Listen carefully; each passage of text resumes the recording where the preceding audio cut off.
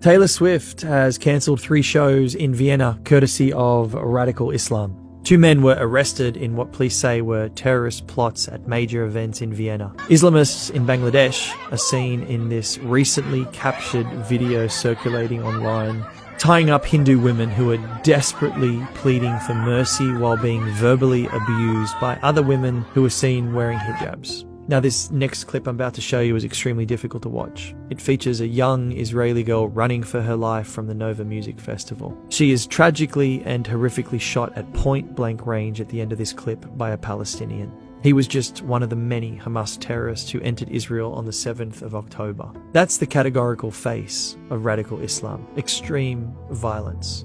Now, the problem with radical Islam is it always seems to rise to the top, and it only desires the use of violence to achieve its ultimate goals. Now, before you try and label me as Islamophobic, I want you to watch this clip from 2017, where even the moderate Islamic world tries to warn the West about the fast-approaching problem of radical Islam. I just want to make sure you get it right. There will come a day that we will see far more radical extremists and terrorists coming out of Europe because of the lack of decision-making, trying to be politically correct, or assuming that they know the Middle East and they know Islam and they know the others far better than we do. And I'm sorry, but that's pure ignorance.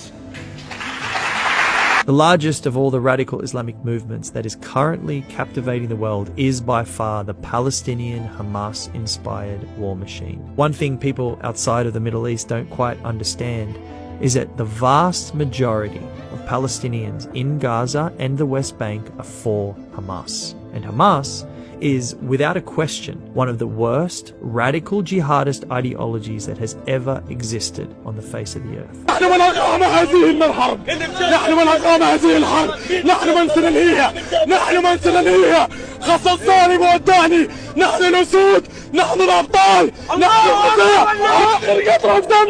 Here's a challenge for you. Go and look up your favorite Palestinian influencer who graces our screens daily. Tell me which one has ever condemned or even spoken badly about Hamas, or what Hamas continues to desire to do, which is to keep this war going. The simple explanation is this: Moads, Palestia, all those influencers like them are for Hamas and everything Hamas continues to do, including the appointing of the mastermind behind the October 7th massacre, Sinwar, as the new leader of Hamas and the Palestinian Jihad movement.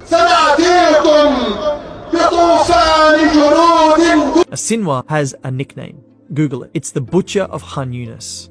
Why? Because he himself admitted while in Israeli custody that he killed dozens of his own people for working with Israel.